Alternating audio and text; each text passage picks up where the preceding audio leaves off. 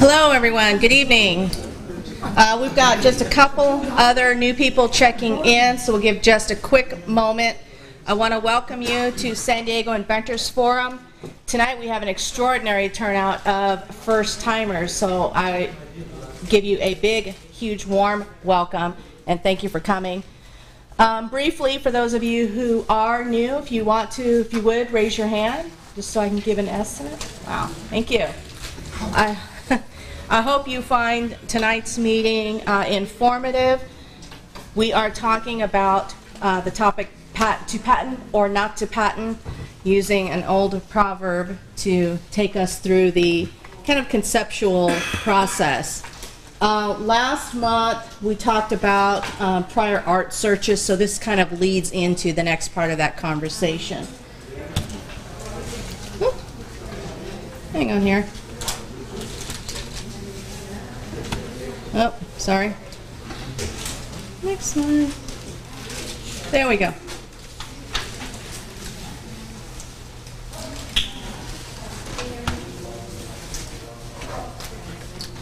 So I am Leslie Wagner. I am the San Diego Inventors Forum current president. I took over from Adrian Pelkas, who was our longstanding president back at the end of last year.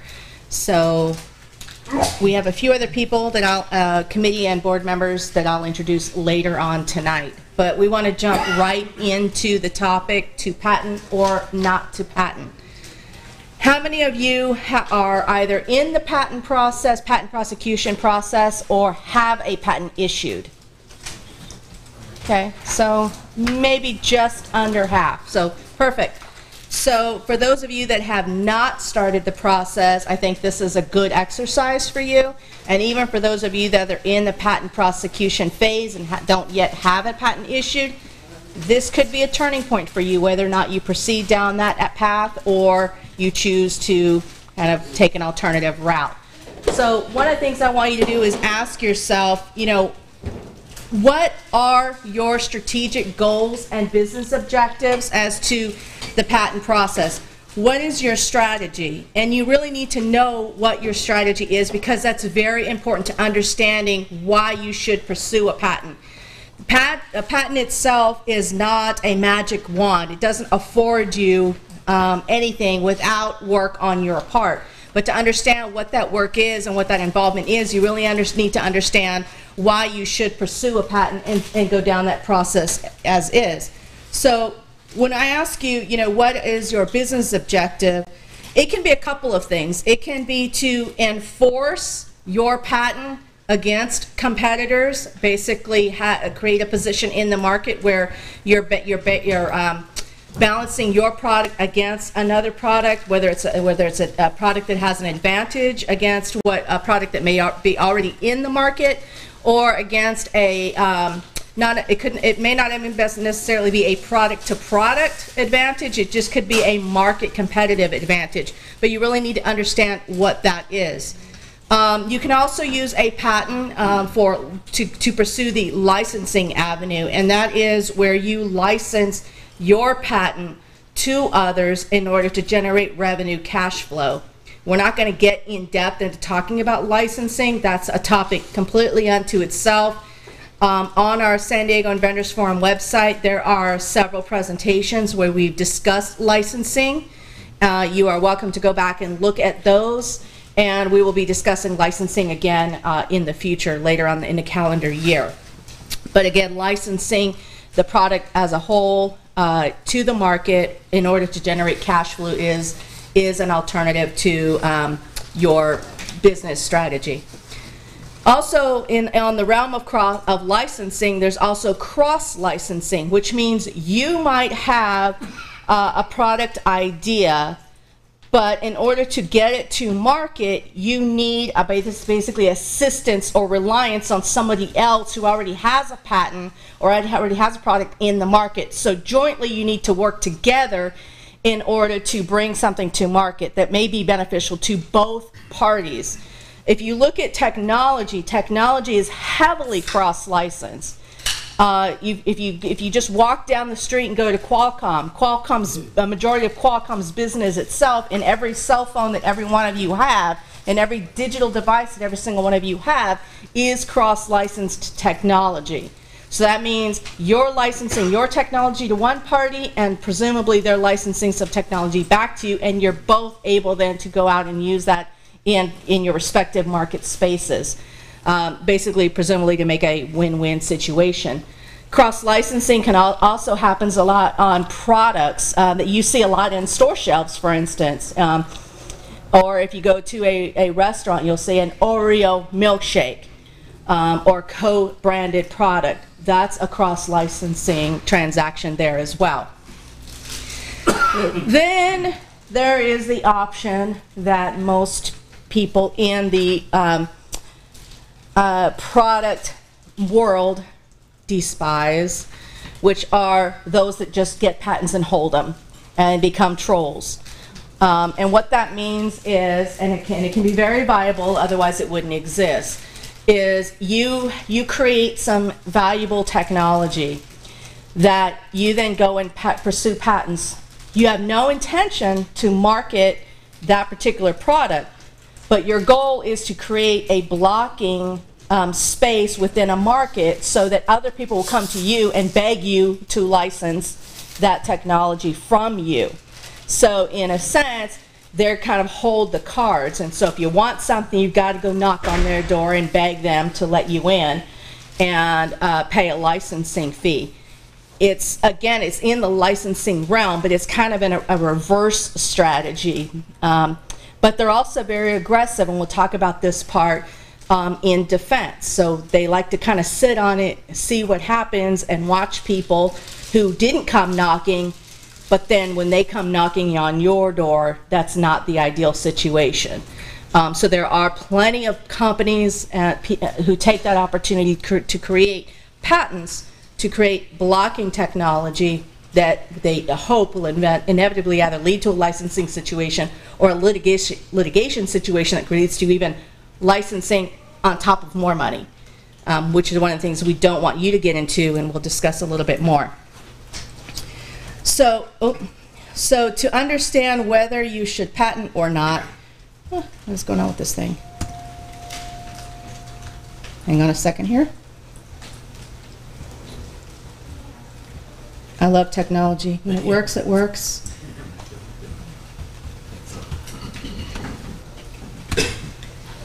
This is why I have backups here. I'll take a break in a moment. What we want to also talk about is there an alternative to patenting? And what I mean by that is, in the realm of intellectual property, there are patents, there are trademarks, there are copyrights, there are trade secrets. You may, in fact, encounter all, some, or none in your pursuit of intellectual property. So when I say alternatives to a patent, I mean specifically, can your product still be introduced to the market, maybe not necessarily through a patent, but possibly through some copyright protections, and then later on possibly some trademark protections. But even within the patent realm itself, I'm going to walk over here to get my backups. There is also the opportunity to pursue the difference between a design patent and a utility patent. Does anyone know the difference between a design patent and a utility patent? Ornamental versus functionality. Anyone else want to describe it? Where's my backup? So, utility patent is basically a patent, which is going to cost you a lot more, that is designed to secure protection around the utilitarian or functionality of the product, kind of the how it works or why it works, if you will. Okay. The design patent is the look necessarily. So the kind of the distinction is, the very general broad distinction is like a Coke bottle. The original Coke bottle, everyone familiar with what that design is and what that looks like? You have a mental picture in your head. That's a design element, and there's protection around that design element. There's not necessarily a lot of function to the bottle, although that, you know, it could be said that the design makes it easier to grip because it's got the narrow button, you know, the narrow neck on the bottom and the little ridges. That could, in effect, add some functionality, which would make it a utility patent, but doubtful that they would have pursued that route because there's not a lot of utilitarian function in holding a bottle, you know, a glass bottle. Instead, they chose the route of pursuing a design patent so that when you see that bottle, when you see that design, it's iconic. It sticks within your memory. Again, it's not specifically for function as it is for feature. So understanding that in itself can also help you determine whether you want to pursue one avenue, the other, or in fact you can pursue both. And you can seek patents, numerous patents on design as well as utility. There's some correlation between the two, but you can seek them independently or jointly as well. Any questions on that so far? These lights are killing me up here tonight. I'm going to go off the screen here for a second, see what's going on with this slide. Reset.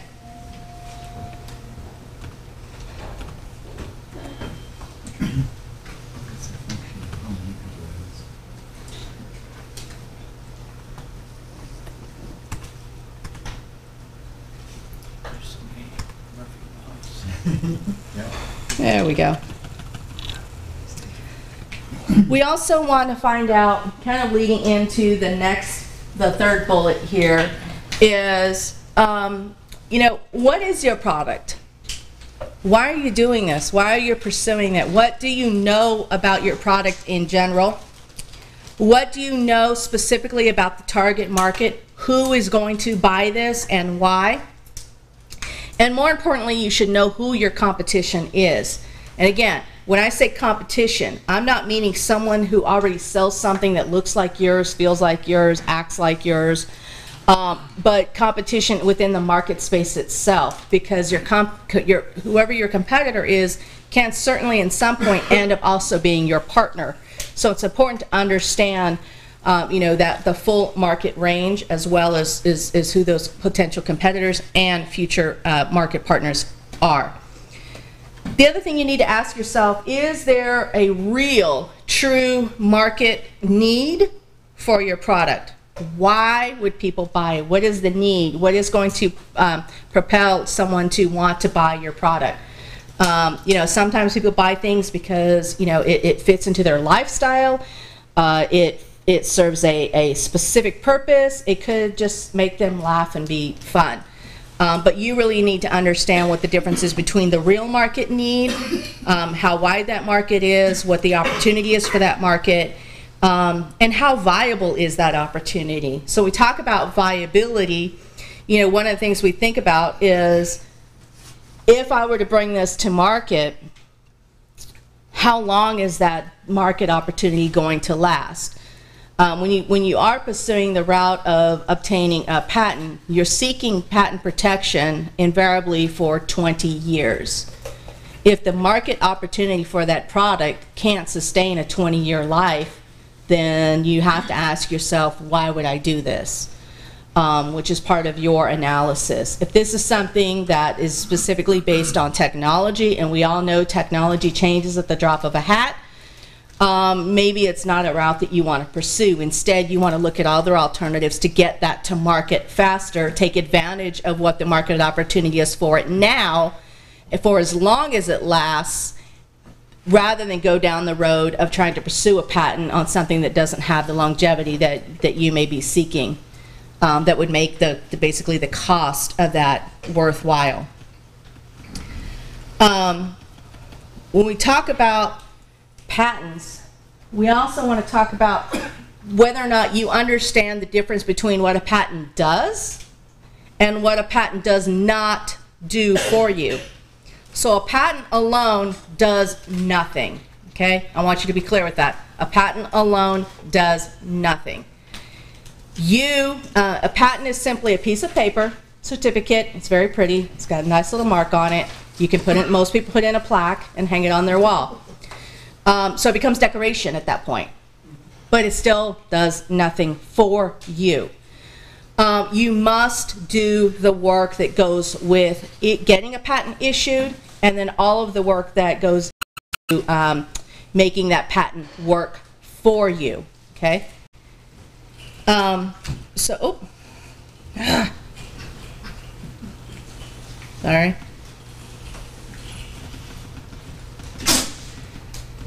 So when I say that, the patentable aspects of a product are critical to whether or not you should make that decision, because whether you may choose to be better off developing, launching, and marketing the product itself without ever pursuing a patent.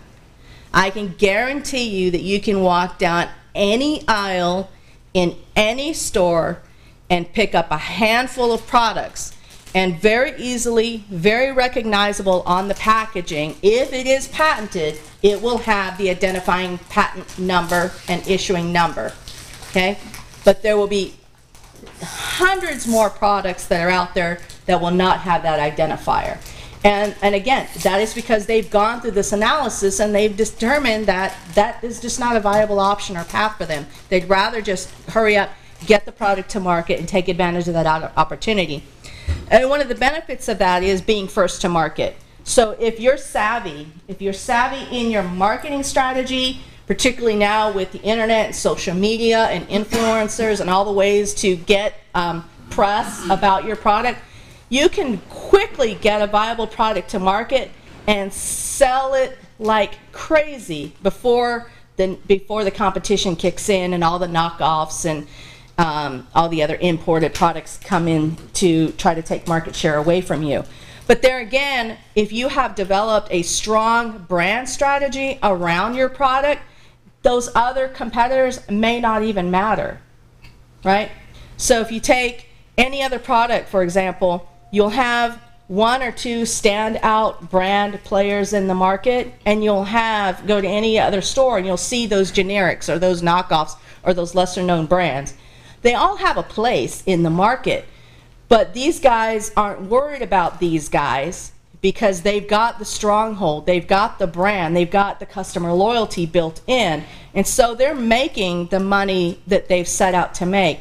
If they instead took the time and energy to pursue these guys, they would probably invariably end up losing either some market share, definitely some financial resources, because instead of taking that opportunity to invest it in those products, in that brand, and pursue it and get sales and grow from that, then they're taking away and they're being distracted by what else is going on here. Does that make sense? Yeah, you have a question? So you didn't file a patent, you're selling it crazy. So somebody else sees this opportunity, they file a patent, they get it. Can they come after you if they get this patent issue and claim something? The product at that point, if we're talking, apples to apples, right? If it's already out there, it's already selling, that's considered prior art. So it would be very difficult for someone else to come to the U.S. Patent Office and say, this has never been invented before.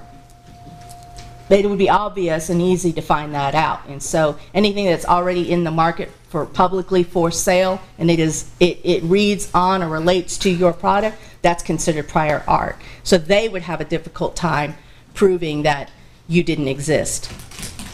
Does that make sense? But if both of them start at the same time, then is there a problem? Like, so somebody else has the same idea, they start filing it, but you don't know that. You go ahead and do it, sell it. And can they come after me, or we don't even worry about those? When you say they've already started in the... Somebody filed a patent, a provisional patent, we don't know, right? There are so many provisional patents sitting there expiring after a year. We don't even know. But they see somebody else starting to sell the product, but they hold the date, they go and file it, and they get the patent, but they get that date, that earlier date, of when they did file the provisional patent. So, and if it is before we started selling, will that create a problem later, or? Well, arguably they would still have difficulty. Again, if your product is already out there in the market, they would have difficulty proving ability to obtain that patent.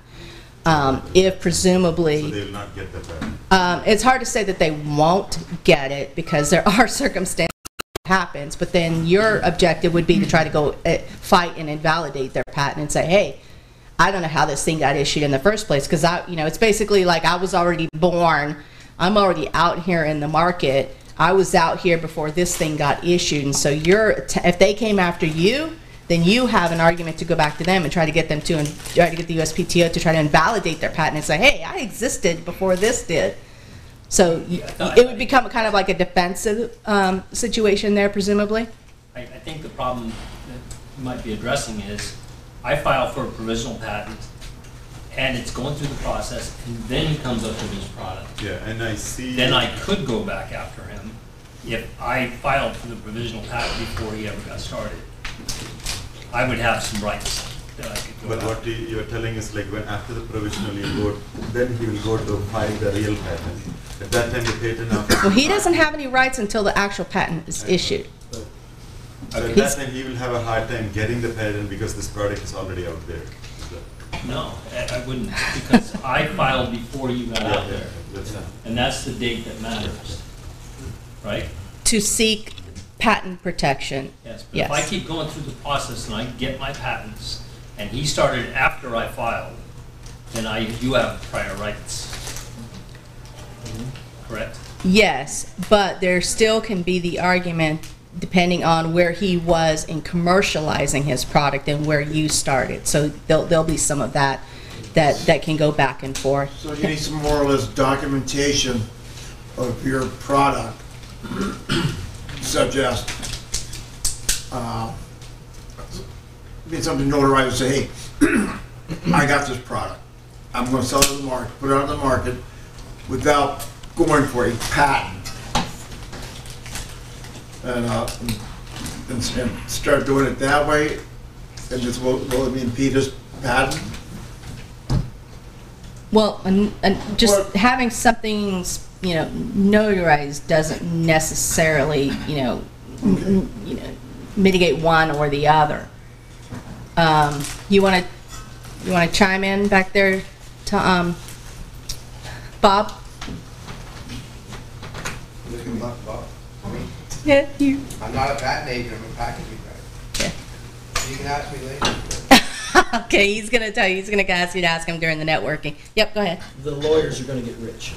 Happens all the time. Let me Yeah. ask a- Presumably, David's gonna be here in a little while too, so we can reserve more of that discussion let for me ask a David. different question, so which will help me. So the runway for this product is only 1 year. You sell it, you move on, right? But then the patent comes to the other guy. So can they come back and like, what can they do? They can stop selling me, but I already stopped selling it. Right. I'm done, right? So will that affect me later if somebody gets a patent? So you're saying that you've sold, you sold, but you're And I'm done, you're right? I done. move on to the But next it's still based on what was sold, whether you stopped or not. So Yeah. if somebody gets, they can still come back. And They can still come back and audit your books and see what you did and yeah. Yep. How can we check if anyone make our tire or not? Where can I go to see, did anyone find? So that was last month's discussion. So if you picked up one of these handouts over here, I took, but it didn't okay. say. So there's a handout over here that's called prior art Okay. search. And so if you use the information on that handout, then you can do the research to find out what's already out there in terms of what's already been patented. You won't know if someone's filed a provisional because that's not public information. But if there's an issued patent out there, there's key information on that worksheet that can help you look for that. That's all. Yep. Yep. Okay. So we talked about whether or not to patent based on technology and the evolution of technology, and whether or not the product is niche and the market opportunity can last, the full term of the protection period, which is 20 years from issuance. But when we talk about, what's some of those alternatives, in certain cases, like I mentioned, you have the option of not a utility patent, but design patent. Certain works can be protected also by means of copyright. So you should also pursue whether or not your product has any opportunity for additional copyright protection, which is basically another avenue of protection. It may not be the same full protection, and ordinarily it's not, but at least having some afforded protection under copyright law is certainly beneficial to you and an avenue that you should pursue. Now, I kind of want to touch on, the financial capability.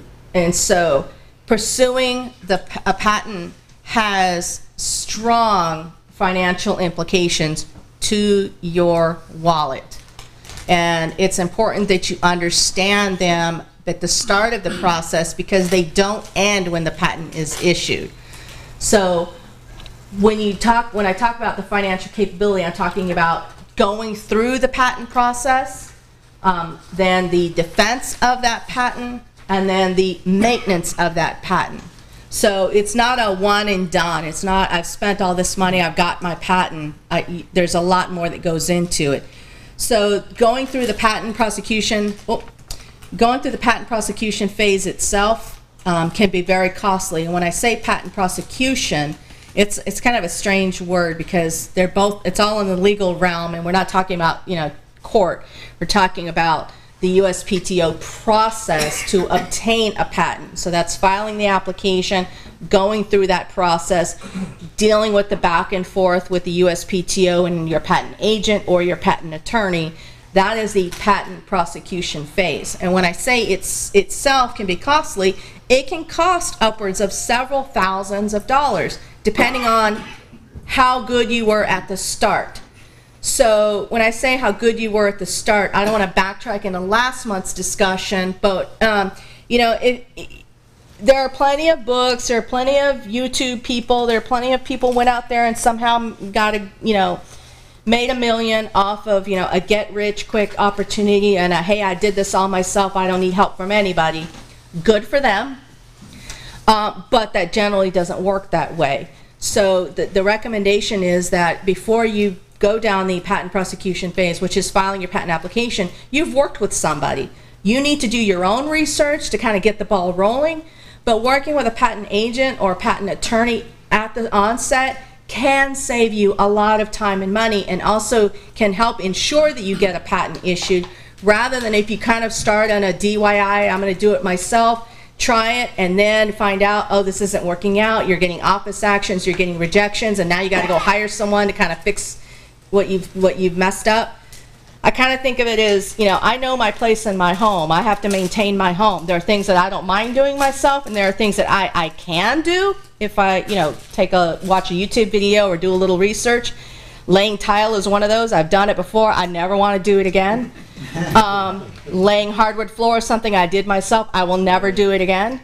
And why? Because it was costly, it was difficult, and I made mistakes, and if I could have that time back, I would probably hire somebody to do it all over again. When it came to replacing my toilets, I didn't even go there. I packed them out, said please go get them and put them in. So you got to know your place. You got to know what you can do and what you can't do, and going down the patent prosecution phase is something I personally don't recommend you try on your own. So by having the right team in place from the onset, getting the right level of consultation up front can save you time. But if you choose to try to go down that DIY path, you may end up costing yourself a lot more time, a lot more money, and may even prevent yourself from getting that patent issued. So, you know, you need to kind of think about those things. And so a patent agent is generally less expensive than a patent attorney. They both have their advantages. You need them at different times in the prosecution phase and thereafter potentially, but choosing and having that right person working with you through the process is certainly beneficial, but it is going to cost you. So make sure you also do your research and choose your team wisely. There are also, in addition to, you know, your consultant's fees with your agent or attorney, there are patent filing fees. Initially, they're relatively small. But as you go through the process and you are receiving office actions and you've got to then work with your consultant to go back and respond to the USPTO, and you've got more things that you need to file and you've got more things you need to pursue, those are all added costs that, again, you need to keep in mind. I can't tell you what that number is because every patent, every situation is going to be slightly different. Some people can get it for a low digit, you know, couple $1,000s. Some people can spend $20,000, $30,000 or more. It really depends. So you kind of need to think about that and what and how deep is your pocket just getting started. You have a question? Oh, okay. So then you've gone down the path. You've decided you want to get a patent. You've decided you've got the deep enough pocket of money to get you through the patent prosecution phase. But then, what does that mean? I've got my patent, it's hanging on my wall, it's very lovely. I point to it whenever someone comes over, look at my lovely patent next to your family photos, and they go, gee, that's great, what are you doing with it? And they want to know more. But what they don't know, and what you possibly don't know at the beginning, is what is it going to take? Because on one avenue, you're really just thinking about, I've got my patent. How do I get my product to market? How do I now start making money off of this? But there's a whole nother side of that we started touching on a little bit earlier, which is defending that patent, right? So there's almost two veins of thought that you have to be constantly thinking about, whether you want to or not. But that is defending your patent. So while you're thinking about all the ways you can make money off of it, you need to think about all the ways that other people are going around you, around your patent, or possibly putting product out there that is infringing upon your patent, right? So when we talk about defense, that means going out, actively looking at websites or, such as Amazon or online or YouTube or on store shelves to see, has anyone put out a product that looks like, feels like, smells like the product that I have patented? Because you may now have to put yourself in the case of defending that and saying, hey, wait a minute. I have a patent in this arena. It covers that, and what you've done looks, smells, talks, walks, looks like my patent. I think you're infringing. Well, you can't just go knock on the door and say, you're infringing, give me money. It doesn't work that way either. There's another team of consultants that you need to get involved with. You need to get them involved, do an analysis, check, see, why do you think they're infringing, what makes it infringing. Get that done before you can go knocking on their door and say, hey, I have this patent, you need to cease and desist. And it's not just getting them to stop. It may be then pursuing yet another avenue, which is, okay, you did a pretty good job of knocking off my product.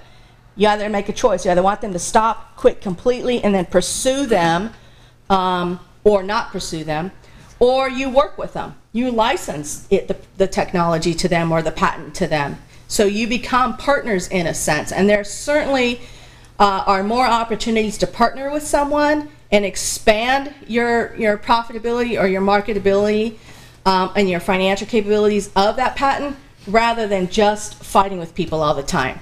There are advantages and disadvantages to both. Both are going to cost money. One may lead you to an opportunity to make money. One is just going to cost money that down the line, if you were to pursue litigation, could result in monies paid to you in the terms of, award settlements. But you're not going to just get an award or settlement without having to put out a lot of the time and money and effort. So again, understanding what defense means to you and what the opportunity cost is, but also what the opportunities for losses are to you. So, you have to be diligent and vigilant about defending your intellectual property, because if you're not, and you have a patent, and all these people are out there ripping and knocking you off, and you're not doing anything about it, you're going to eventually lose that patent and the rights to that patent, because these people are going to come back and say, this guy doesn't deserve it. They're not defending it. They're not doing anything about it. There's all these infringers, and someone is going to then make the attempt to invalidate you. So all that money, time, effort, the $20,000, $30,000 that you put into getting a patent, if you can't defend it, then you've just flushed all that time, money, and effort away. Okay? So make sure that you understand what it means to having the deep pockets and the ability to defend. And I'm really not just talking about money. It's effort. It's time. It's making sure that you understand what that means. And it's not just today. It's the life of the patent, which is 20 years. So this is your baby. You're birthing this, and you're responsible for it for that 20 years. Okay? So you also have to think about, if your patent is challenged, what does that do to you or your company? How detrimental can that be to your business? Are you now just dead sunk? Do you have other products that you continue to market and produce? What does that mean? Because it can be devastating to you, particularly as entrepreneurs, if this is your one thing, and now you no longer have it. Okay? And maintenance. Maintenance is how many people have maintenance fees that they pay on something. You got property taxes you pay every year, right? You got, so maintenance. Maintenance is a big part of it. The maintenance fees aren't as expensive ongoing, but they are a part of maintaining your ability to continue patenting, securing the patent that you've now worked so hard to get through prosecution. Additionally, what you have to think about too is once you've got a patent issued, and I'm not going to get deep into this because this is a different topic, but you could be in a situation where you may have one patent issued, but you may, in fact, through other product opportunities, have additional patents that you could apply for, right? So it's kind of like you have your patent here, and then, oh, if I just do this, this, and this, I may have another product here. I may have some other patentable options here. So you could pursue an additional patent opportunity. So you always want to look for other, if you're going to go down the path with one patent, you may want to check and see as you go through the process, over time as things evolve with your product, to see what other patent opportunities you have. So where you think you're starting with one, you could end up with multiple patents from that one. And largely, you also need to think about your market opportunity in terms of where you're going to sell this. If you're talking about an international sale, then you've got to look at the patent requirements for selling internationally. And again, you're going to start this process and these requirements in any other country that you wish to sell into. So that's another thing that you need to think about. It's not just U.S., it's where else am I going to sell this? Because any fees that you've incurred through the process of obtaining a U.S. patent, you're going to need to apply that to international patents. Maybe not as much, but there's still things that have to be taken into account, taken into consideration, and your wallet needs to be able to take those into account. Can I get the global patent? Can you get what? Global. There's no such thing as a global patent. Yeah, they're different. So there's the European patent office, if you will. There's treaties where countries work together to recognize each other's patents, but there's nothing that's construed as a global patent. No, that would require global peace, and too, while you're at it, you can you can work on that. Also on the maintenance, if you forget to pay your maintenance, you lose a patent. Correct. If you do not pay your maintenance bill when it comes due and the patent office says you need to pay me $5,000 or whatever the annual maintenance fee is, or the filing fee is to maintain, they can they will consider your patent abandoned, and then you're done. Okay. So then, there's not. Oh, hey, I'm sorry, I just changed my bank account and I forgot to pay my bill last month. Is it too late to make up that payment and pay a late fee? That doesn't work with the patent office, so you really have to stay on top of that. Hey, stranger. Would you repeat that? I didn't get that. So the USPTO requires, once a patent is issued, there are maintenance fees. Every year? Yeah, 3, 5. There's intervals in which these fees get paid. If you fail to make a payment, they will consider your patent abandoned, and you're done. I was thinking it's like 20 years it's done, but it's like there are more. No, that's different. So, over the life of the 20 years, you still have to pay maintenance fees, okay? Though if those maintenance fees are not paid, regardless of whether it's at year 3 or year 15, if you don't pay, you lose. Yeah. I think, I'm a patent agent, but I think there's now recently with the new law, you can resurrect your application if your patent if you lapse on the fees, but it's a buttload of money.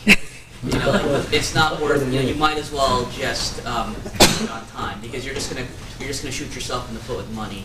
And you can also file PCT applications too. You were asking about global patents. There's a patent cooperation treaty regime where you can file with different nations that are within that treaty. Yeah, that's what I was referring to, the cooperation between the countries, but there's no such thing as a global patent unto itself. You don't get to file in one country and it's good for everywhere. No, that doesn't work that way. Yeah, thanks. Yep, Sydney? So let's say that I have a product that's going to make some money. I know I've already sold some things, but I haven't patented, I haven't filed an application.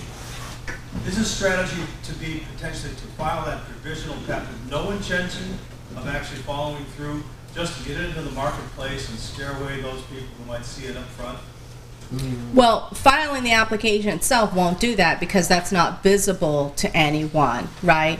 And so, Patent applied for pending. patent pending, yeah, that doesn't scare anybody. Unfortunately, it doesn't. It's intended to give people.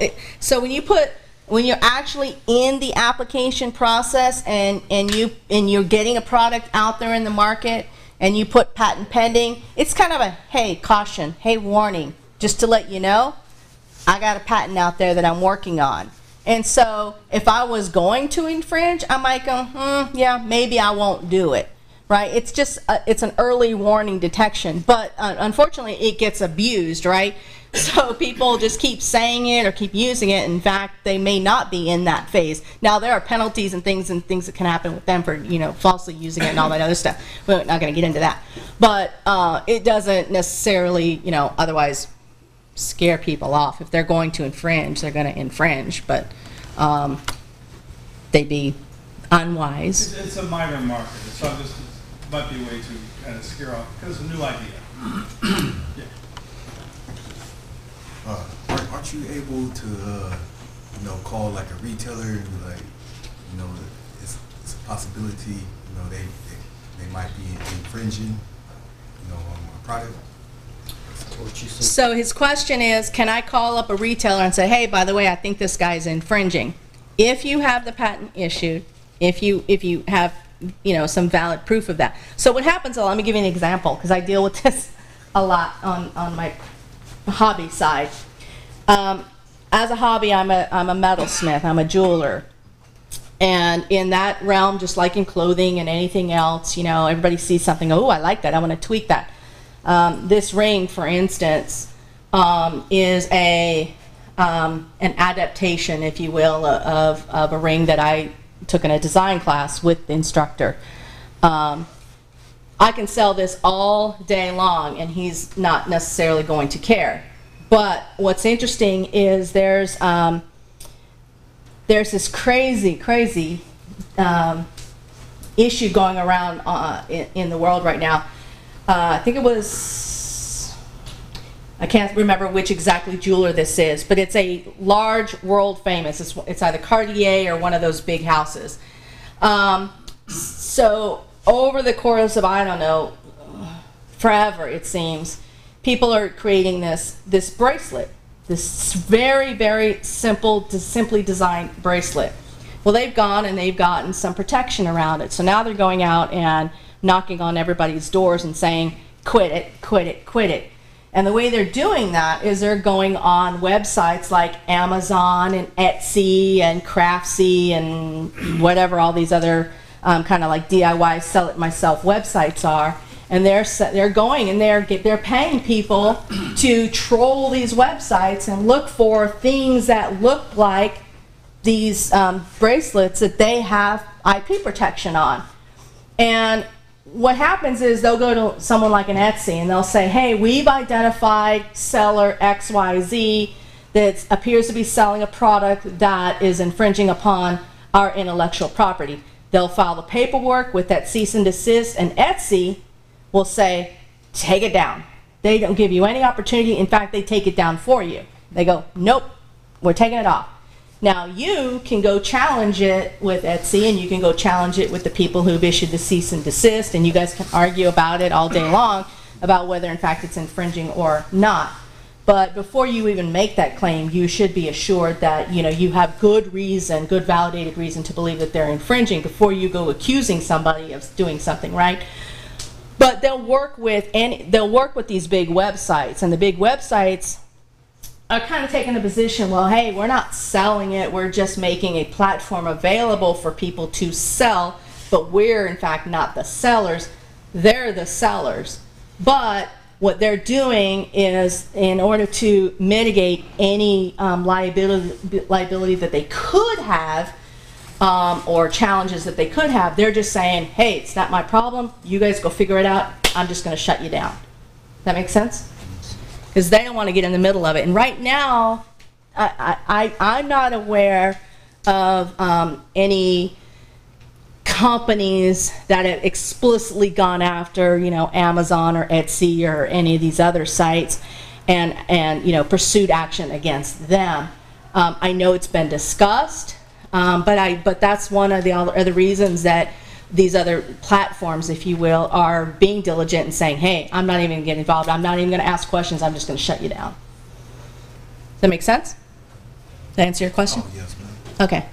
So when we talk about to patent or not to patent, again, last month we talked about this a little bit, but regardless, and before you make a go or no-go decision with respect to whether I patent or not, you still need to do your research. And heavily that research should be based on researching to make sure your product does not already infringe on something that somebody else has secured patent protection on. So, you know, you want to make sure that you do that preliminary patent search, because one, it's going to kind of give you that real fast, very, very early, I haven't spent a lot of money, I'm not bleeding cash, go, no-go decision. So if you think, hey, I have something unique, I have something that I think would really be great, and then you do a couple of quick searches and you find out, oh, it's already there, then what are you going to do?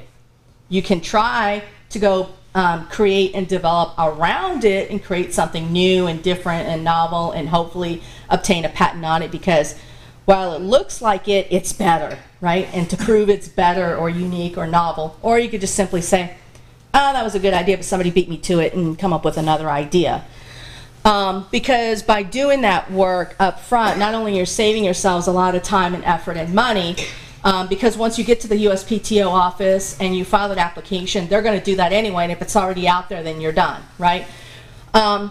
But even if you decide not to go that route at all, you decide, you know what, I don't want to spend the money to patent. I have this great idea, I just want to get it to market.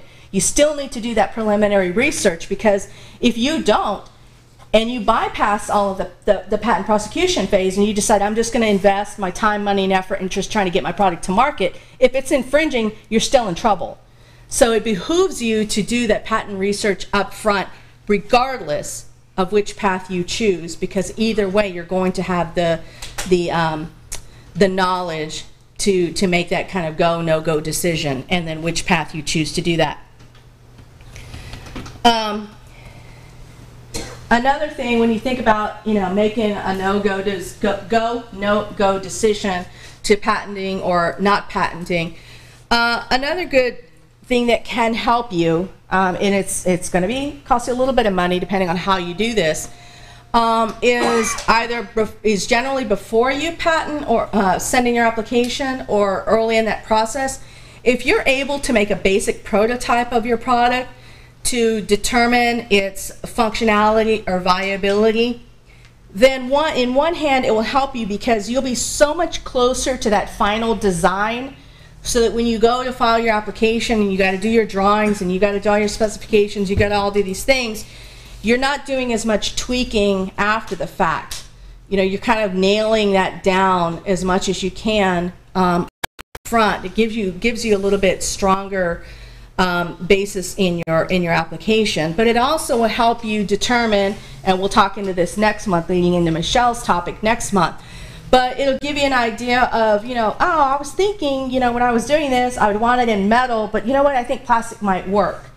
And it's an important distinction between, because something may work very well in one material, but might not work as well in another material. So when we talk about design and functionality, we also kind of start getting into discussions about, you know, well, if I do it in this material versus this material, it's going to affect materiality costs as well. So when we talk about product viability, then we also need,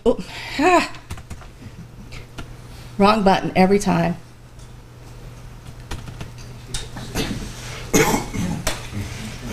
Because the next thing is, what you need to then think about is, with that market, with that product, with those materials, what's it going to cost? Because again, part of your no-go decision isn't just about whether or not to patent. It's also about whether or not you can get the product to market for the price point that you think someone is reasonably going to pay for it. So having flushed out some of these ideas up front is going to help set you up for that in the future, and being able to answer future questions that you're going to have around manufacturing and suppliers and materials and a lot of other things, specifically around manufacturing costs. So determining, how much it would cost if you manufacture the product. If the market, first of all, is going to buy it regardless of what it's made from, but if it's going to cost you $10 to make it in one material and $20 to make it in another material, well, that then creates a big difference between what you're going to need to sell it for in the market, right? So if you think that, and you got to put yourself in the consumer's shoes as well, because if you go, if I saw this on the shelf, I'd pay $12 for it. Well, that's going to probably help drive some of that decision around how you're going to manufacture it and what you're going to manufacture it from as well, right? So kind of keeping those things in mind will also help determine whether or not you go down the path of even taking the product to market. Well, licensing, we talked a little bit about that, but I kind of just want to touch on this one point, which is, licensing also is not an end-all to be-all. There's a lot of constructive work that goes into getting a licensing deal, managing that licensing relationship, and in fact, depending on what your product is and what your market opportunities are, it's probably not just one licensing partner or one licensing agreement. It can be many. So there's a lot that goes into that. But, a patent itself is obviously beneficial if you want to go down that route, because a secured patent means there's identifiable intellectual property around that, right? And a license, a prospective licensee is going to say, okay, you got something there, right? And you could likely get higher royalties. There are more things that you're going to be able to negotiate in your license agreement. However, that doesn't mean there's no risk, right? Because there are a lot of companies out there that have licensing deals, and I've been involved in a lot of these, where you've got some intellectual property, they've licensed it, and then something has happened along the way and there's infringement going on. So you still got to step in and help defend, any infringement actions that are taken against you and or your licensee that you licensed your intellectual property to. So there's still risk there, right? You also need to stipulate in your license agreement some of these same things, right? Because the licensee who's going to license the technology from you or the patent from you, isn't going to say, hey, I'm going to pay you a bunch of money and then find out that there's problems. They're going to expect you to foot the bill and defend what they call defend that intellectual property claim, and so you're not off the hook, okay? There may be some deals where you can say, yeah, I'll pay for all that, but I might need help in marketing, I might need help in other areas, in fact I might need some help in development, I might need some help in even management or paying maintenance fees on the license, but all of those things are kind of a case-by-case basis. But the nut of it is a licensing deal itself also, again, is not, a one-stop end-all be-all. I'm going to sit back on my couch and get rich and everybody else is going to do the work for me. That's not how that works. You have a question, Jackie? Do you have a comment on if there is a particular strategy when approaching a licensee? Get on the phone, hi, I have a patent pending on a product, I'm interested. Is it that simple? Or is there a strategy you recommend, or that initial contact? There's tremendous strategy if you want a proper licensing deal. I'm not going to get into a licensing discussion tonight because that's not our topic. That's a whole nother topic. But I would never, ever, ever, I can't stress that enough, ever recommend you trying to go knock on anyone's door to obtain a licensing deal until you have your strategy fully fleshed out. That means you know your product, you know what its capabilities are, you know what the market opportunities are, whether here or abroad, you know how you want to license it, you know any cross-licensing opportunities. There's just a whole host of things that you should know that go into the strategic plan before you approach a licensee, because as you go through the deal, there's so many different deal points in a licensing agreement that get negotiated. I mean, just to get their interest. I mean, that's once they're interested, then, you know, those things can be discussed, but to get just to... But if you don't know why, so one of the analogies I tend to use, and I tend to use a lot of them because they make sense to me. Would you go marry someone that you just met and just didn't know anything about them, their background, anything, get tied to them? I presumably would hope not. It takes a lot of work to get to know somebody. It takes a lot of work to get to know yourself, and so you got to know what you're presenting. 10 years. Huh? Sometimes 10 years. Sometimes a lifetime, right? So no. I mean, I wouldn't personally work with anyone who approached me and asked me to help them get a licensing deal when they didn't have their homework done first. I'm saying, if I want to make the phone call and call the ABC company and say, hey, ABC company, I got this product you might be interested in. I got a prototype, et cetera, et cetera. And they go, yeah, let's do a deal. Are you ready? Well, they're going to want me to maybe present the product and show them a demo. No, it doesn't work that way? If you want to go down that route, that is not how I recommend that you approach a licensing arrangement. Again, because you're just going in blind. You're going on a blind date and then saying, marry me. Some people do it, it works. I'm not saying it never works, but that's not the approach that I take. It's not the approach that I do work with my clients.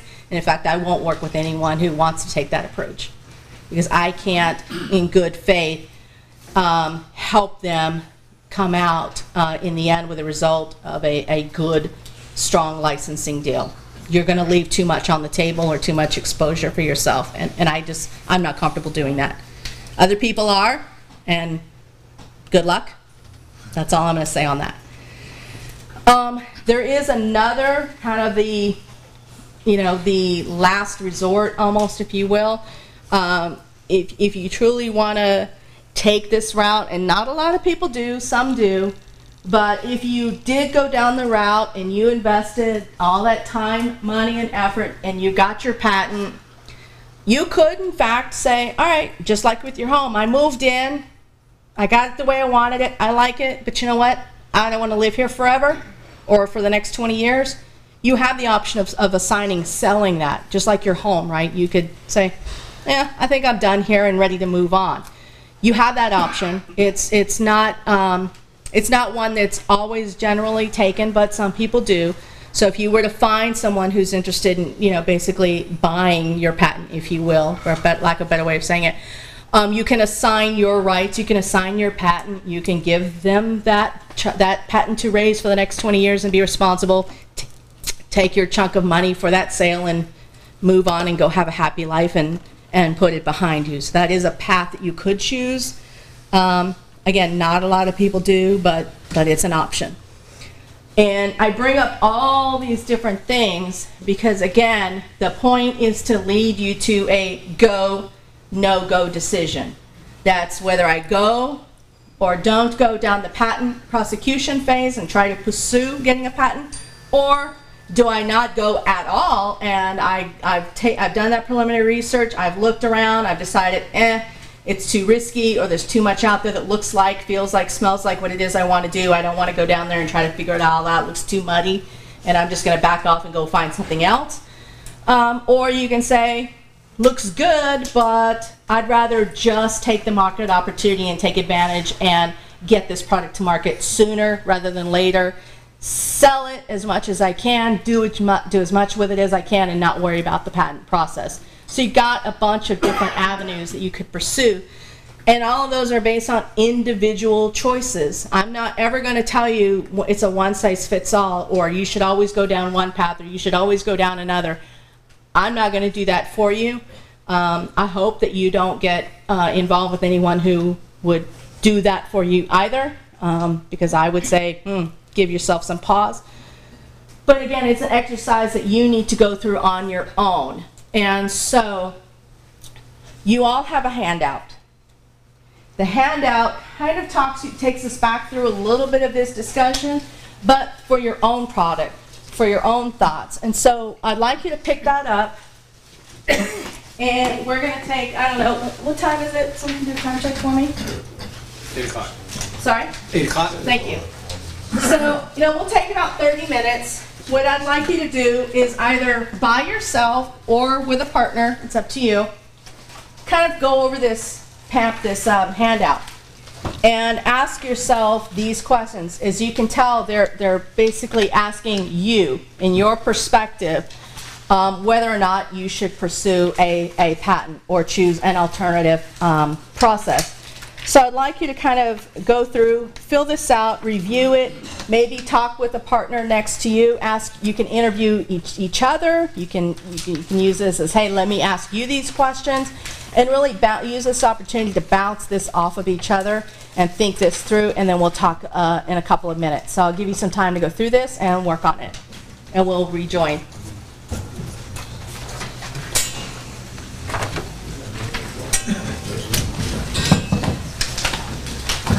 Those are our last ones.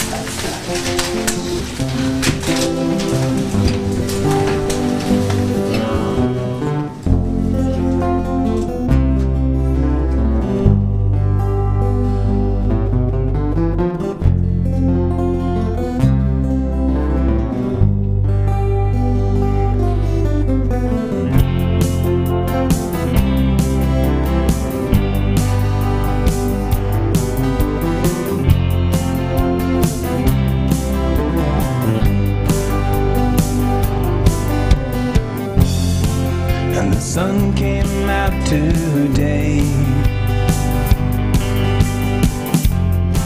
and it called us out to play, and the wind blows chill only for a moment, then everything stood still.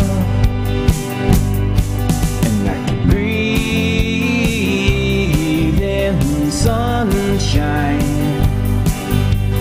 walk without the pain, breathe in life like we're standing above the clouds, and blue skies without the rain. Someone told us to sit still, because from here on out, it's all downhill. But what they should have said, but they didn't say, was to live in the moment and to seize the day. Breathe in sunshine, without the pain, breathe a little easier in life, like we're standing above the clouds, blue skies without the rain, standing above the clouds, and I feel the sun again.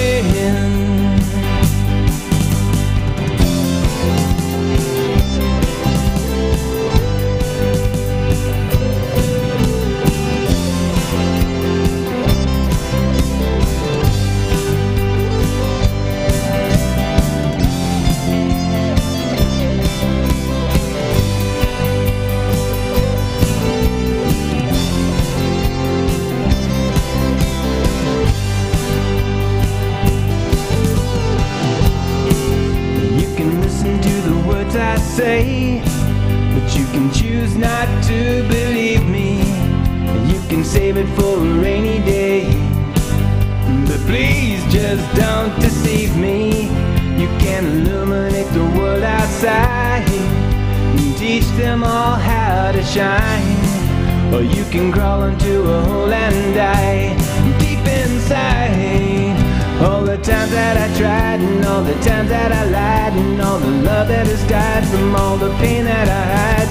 Take it all in stride, put it all aside. Take a step outside with arms open wide and breathe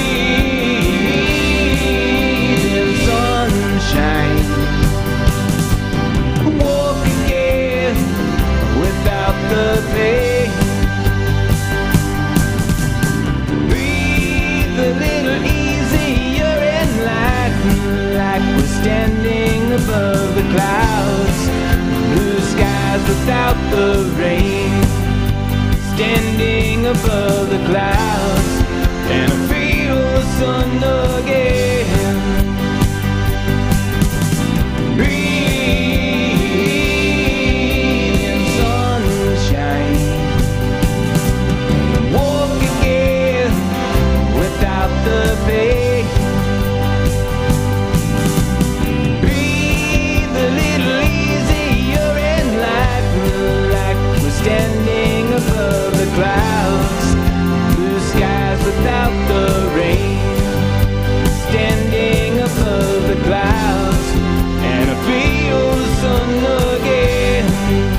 Standing above the clouds, and I feel the sun again.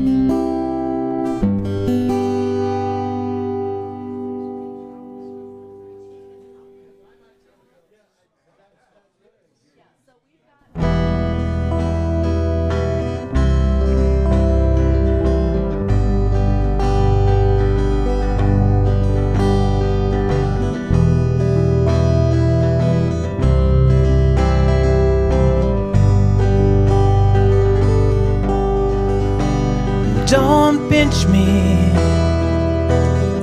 'cause I don't wanna change a thing. And if I'm dreaming, I wanna stay right where I am. 'Cause when you're with me, nothing else matters anyway.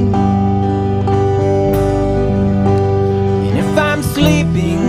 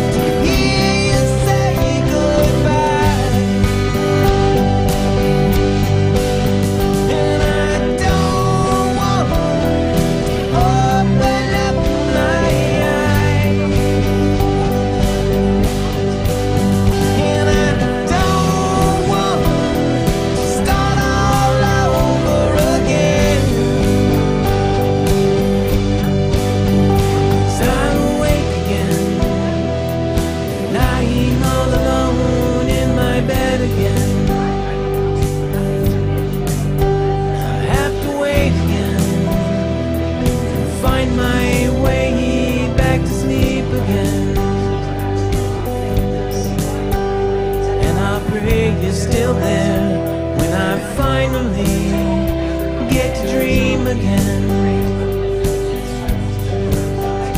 Don't pinch me, 'cause I don't wanna change a thing. If I'm dreaming, I wanna stay right where I am.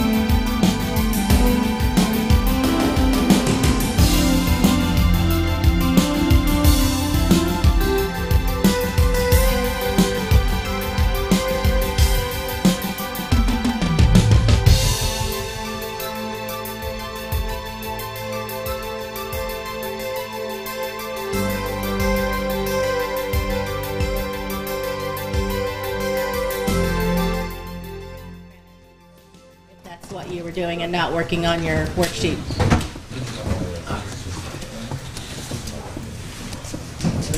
Okay. Thank you. So I heard a lot of discussion, and I had a lot of sidebar discussion going on over here. How many of you work through any part of your worksheet either on your own or with a partner? A few of you. Okay. It's a tool. It's a resource. Take it or leave it. You're not going to hurt my feelings. But it's here to help you. And whether you choose to work on it tonight or sometime in the future when you're ready, it's yours. But all of these worksheets and these brainstorming sessions are really designed to give you an opportunity to get feedback from somebody else. So if you're not taking advantage of that, hopefully you will in the future, but kind of keep that in mind, because the one thing about all of these workshops and each step in this process is if you don't have an opportunity to bounce things off other people, you may be missing out on opportunities for yourself, because you know, I've told people this in the past in my life and in my family. If you want me to say, excuse me, if you want to hear what you want to hear, then talk to yourself in the mirror. You'll always get the answer that you want. It may not be the answer that you need. So, you know, again, that's what these sessions are designed for. If there's anyone that wants to talk about their discussion, feel free. We'd love to hear about it. If anyone got any other additional valuable insight from talking to someone or working with a partner that maybe they didn't think about, you want to speak now? Give some advice to the rest of the group? No? Got nothing? Okay. So, kind of get ready to close things out for tonight. So, you know, as I indicated earlier, you know, you know, SDIF, San Diego Inventors Forum, has been around a very, very long time. I've been with the group since 2005 as co-chair and other capacities, and now as president. David, who I thought was going to be here tonight, must have had an emergency, is my vice president. He's also a patent agent. So, you know, there are valuable resources and people here in the group that can help you through nearly every stage from concept to commercialization. So each month, each topic, there'll be various people in the room that, you know, you'll have the chance to be able to talk to and get information from, and later make appointments with to help you. Yeah. So are you a patent broker? Like, do you work with patent brokers or IP brokers, or? I am an intellectual property licensing specialist. So what I do is I have connections in the licensing world, and so once you've got all of your strategic plan mapped out, and I help you to a certain degree with that, I don't do it for you, then I will work with you on strategic opportunities to obtain a license agreement. I don't go knocking on doors for you. I could, but it's going to cost you a lot of money. There are brokers out there that will do that for you. You're creating another chain in your product development cycle, and they will cost you a lot of money. I can teach you ways in which you can go seek those opportunities on your own, make those initial connections, and then I work with you to help negotiate the deal. Do you focus on a specific technology area? Like, are you an engineer per se by training, or? I'm not an engineer by training. My background is in product marketing, business, technology licensing. I've done product licensing. I do sports licensing, working with sports teams and management and media agencies, to kind of give you a background on that. Have helped bring countless products to market in one capacity or another, and licensing deals, strategic licensing deals. I've done deals with probably most any company that you've heard of in one way, shape, or form.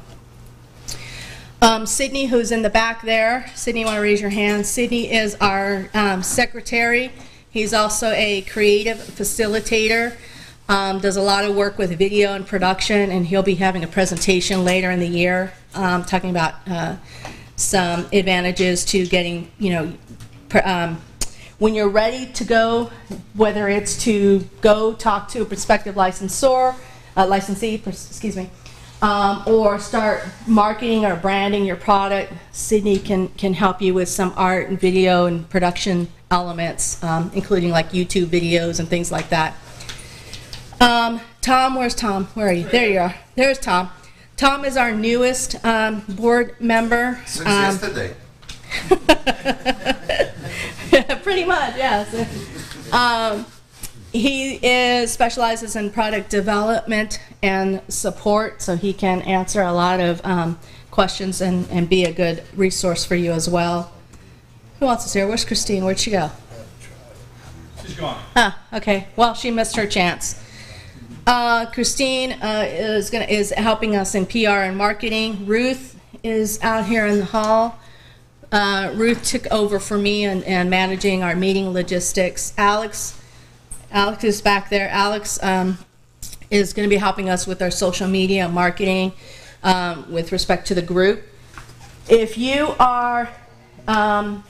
signed up tonight as a first-time member and you've supplied your email address, you will get a monthly newsletter letting you know about when the next meeting is, what our topics are, and other useful information. You can also follow us on LinkedIn and on Facebook. I would recommend at least the newsletter and one or both of the other. Occasionally, as in last month, we had to change our meeting date, and that is how you get notified. I will send out a newsletter, I will post it on LinkedIn, I will post it on Facebook, and if you are not on any one of those three, you will not know, and you will come and we won't be here. And I apologize for that. So please make sure that you sign up on any one of those three communications. Grazia is our website person, and then Danny is back there. He is actually videotaping this whole session tonight. So if you were not aware, we are live on YouTube. So these presentations are recorded. There are links available. So if you missed anything tonight or like the sound of my voice and want to watch this all over again, you can do it as many times as you want online at any time, and as well as other past presentations. So, you know, the objective of this group is to present topics that are relevant to getting your product, I like to say, from concept to commercialization. So each month is a different topic. So regardless of at what point you came to join us tonight, tonight's topic was to patent or not to patent, you can go back and look at all of those other topics and presentations to get other tidbits and useful insights that were presented before tonight. And then if you miss a meeting in the future, you can catch up by watching the video online. Okay? And we've got Michelle. Where'd she go? She was right over there. She was right here. She bailed. Okay. Oh, that's right. I heard it. I did hear her say that. So Michelle Nash Hoff is one of our committee members at large. She's also been a long-standing member of the group. She will be presenting next month on the topic of manufacturing.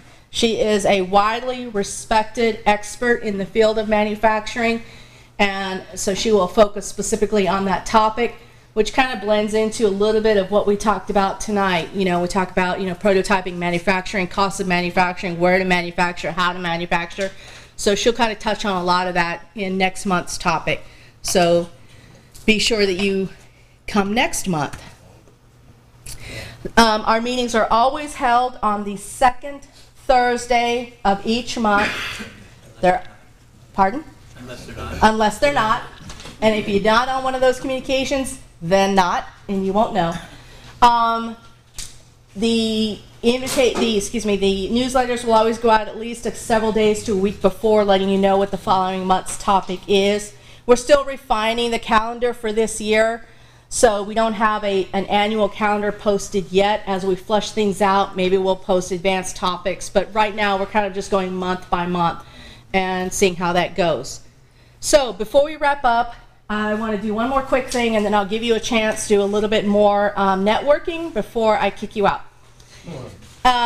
So for those of you that are here for the first time tonight, or if you've been here before, we're kind of do this session called Who Needs Who. kind of why you're here, if there's a specific issue that you're having, if there's a specific person or subject matter expert that you're looking to speak to. If they're here tonight, I will point them out and you can go talk to them. If they're not here tonight, remind me next month, and if they're here, I'll point you out to them. But the opportunity, this is the opportunity for you to say, hey, I'm here, I'm stuck on this particular thing, or I need help with this. So if there's any of you that need help on a particular topic or issue or are stuck, raise your hand and I'll see what I can do to point you. Sydney. Yeah, I need some help, simple help with podcasting. There's an element that I just don't understand, and if someone has done that, you'd probably resolve it for me in 12 minutes. But I just need a little, okay, thank you so much, I'll talk to you. Yeah. See how easy that was? Yeah. Anyone else? Yes.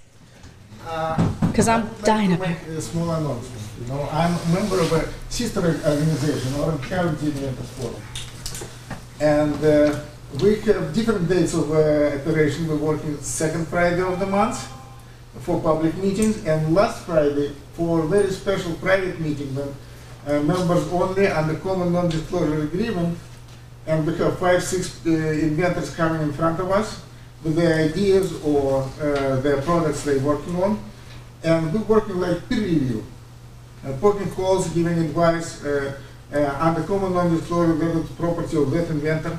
It's so you're welcome to come and utilize resources of both forums. Perfect. Thank you. Last Friday of the month, we're meeting in Urban Workshop in Costa Mesa. Everyone get that? So it's basically a sister inventors organization out of Costa Mesa where they offer similar services to what we're doing. The objective, one of the objectives he was talking about, and we do this but not in the same capacity, is each year we hold an invention contest and we allow people to submit and present their idea. It gets voted on. We don't necessarily give feedback. We're talking about maybe doing something similar to that in the future. Basically what he's saying is it allows an inventor to come up, present their idea, and allow people, the people with specific expertise to poke holes. Yeah. And say, here's a problem, here's what you can do, or here's how you can fix that, or here's what I would suggest. I think that that type of thing is very beneficial because you're getting a lot of invaluable information from people who've either been there, know that, done that, rather than you go out there and make mistakes. I think it's a valuable tool to help prevent a lot of costly mistakes that you otherwise would make. So thanks for doing that. It's a great service. Anyone else? Yes. Sports licensing and going to market strategy for a consumer product. I can help you somewhat on the sports licensing end. We can talk a little bit more about what you mean on the strategic end of it.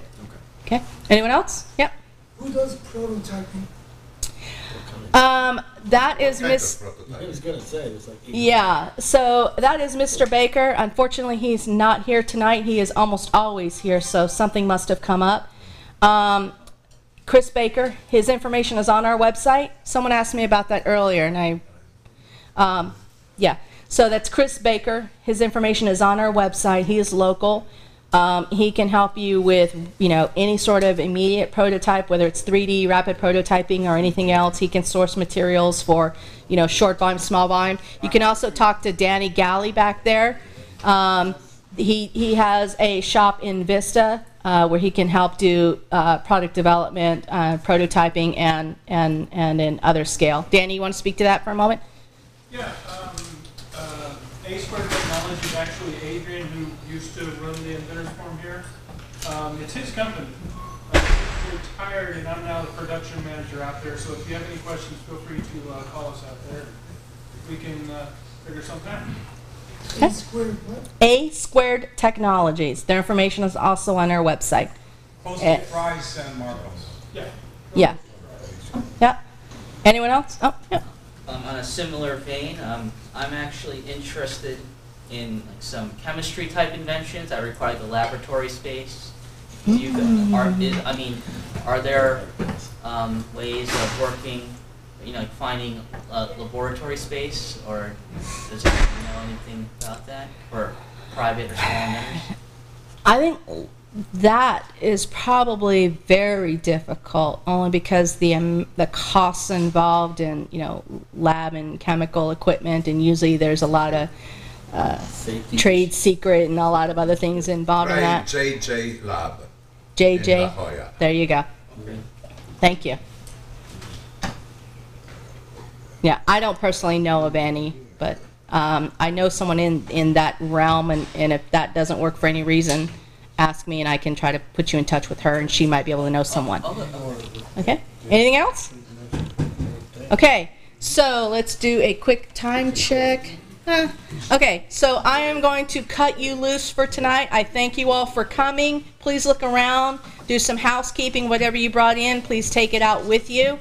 You'll have about 15 minutes or so to talk amongst yourselves, do some networking, and then we will see you next month. Thank you for coming. Thanks, Leslie. Thank you. No, I'm not. I'm rocket scientist.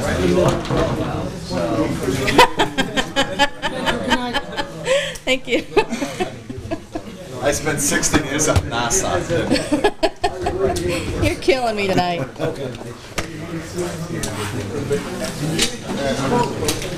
I'm not just rocket scientist. Okay, thank you. Thank you. See you next time. Okay, guy. You raised your hand, right? Yes, I did. Sydney. So what do you got? What's your set? Simple. Okay, I got 700. I did a radio show. Okay. 750 segments. Okay. Okay. So,